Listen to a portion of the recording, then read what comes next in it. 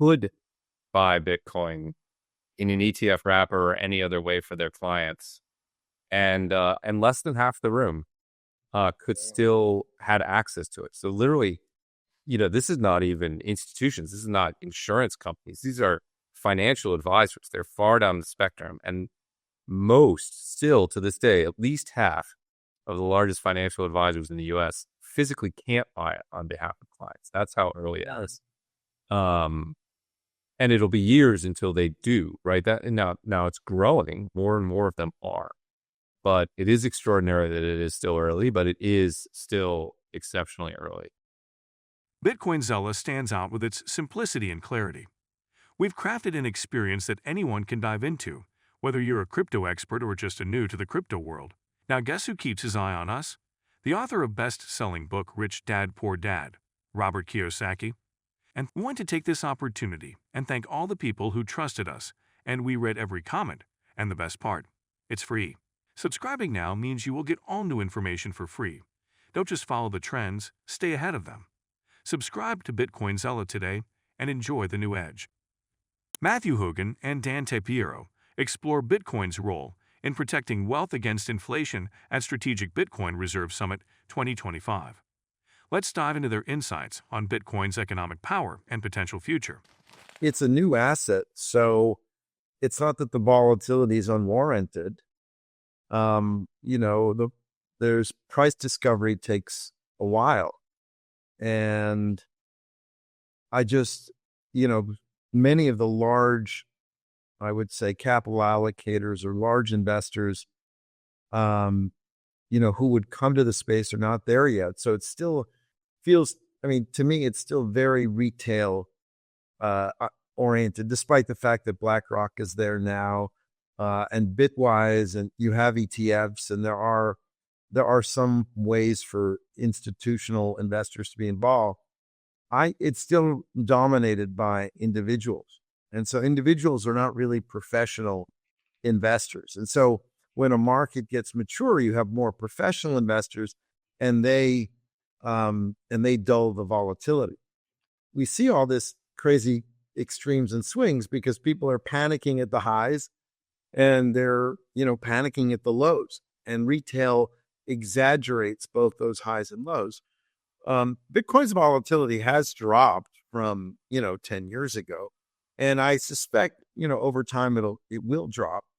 But from my perspective, the volatility is a healthy thing. You're not going to get the returns without the volatility.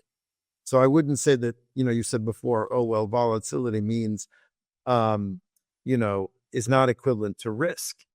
I think it is. Maybe it's not equivalent to risk of going to zero. Right. I think many of the, alternative cryptocurrencies, some of the less relevant ones, they all go to zero. In my world, Bitcoin and then sort of Ethereum have achieved network effect. And now, perhaps also Solana is moving in that direction. But all the other ones are venture projects, and they all do have the ability to go to zero. Not all of them, but many of them. And so the volatility that we see today in Bitcoin is a fraction of what it was 10 years ago, but we continue to see that volatility in some of the alternative smaller projects. The crypto market is facing a rough day, dropping significantly due to several key reasons. First, Donald Trump's latest restrictions on NVIDIA's chip exports to China triggered panic across global markets. Stocks in major tech companies plunged sharply, pulling cryptocurrencies down with them since both sectors are closely linked. At the same time, news emerged that China might sell around $16 billion worth of Bitcoin seized by the government. Investors fear such a massive sell-off would flood the market and drive Bitcoin's price even lower, causing further panic and uncertainty. Adding to the troubles, the crypto futures market saw a massive wave of liquidations, totaling $245 million. Most of these liquidations affected traders betting on crypto prices rising, indicating that market sentiment is leaning strongly bearish. Finally, technical analysis is showing weakness. The crypto market recently failed to break through key resistance levels. meaning traders anticipate prices might fall even further before recovering. I have sort of a pointy-headed view on how Bitcoin performs during periods of crisis, which maybe I'd share on this panel, which is, if you look at Bitcoin's historical response to macro volatility, it tends to fall in the short term and then tends to recover and go above in the long term, right? I call it dip and rip. And that's happened repeatedly, right? If you look at the average return of Bitcoin on a day, the S&P 500 is down 2%. It's minus 2.6%. But then if you pan out 3 or 6 months, it's dramatically outperformed the S&P. It's outperformed gold. It's outperformed everything else. And from my perspective, that actually makes actual mathematical sense. If you think about Bitcoin pre the start of tariff confusion, let's imagine it's a store of value asset and it's chasing a market that's worth $20 trillion, which means, it should be $1 million asset at some point in the future, let's say 10 years in the future. If you're valuing it today, you then use that addressable market and discount it back to its present value. And that's sort of what the market is mathematically doing. If you have an event that grows the long-term store of value asset, so it's now going after a $30 trillion market because the world made traditional fiat currencies less secure. So its value should be $1.5 million. That doesn't mean that the value today should go up if the discount factor also goes up because the market has been more volatile. And I think that's why you get this dip and rip. It's consistent, to my mind, with being a long-term store of value asset that's still emergent and therefore more volatile.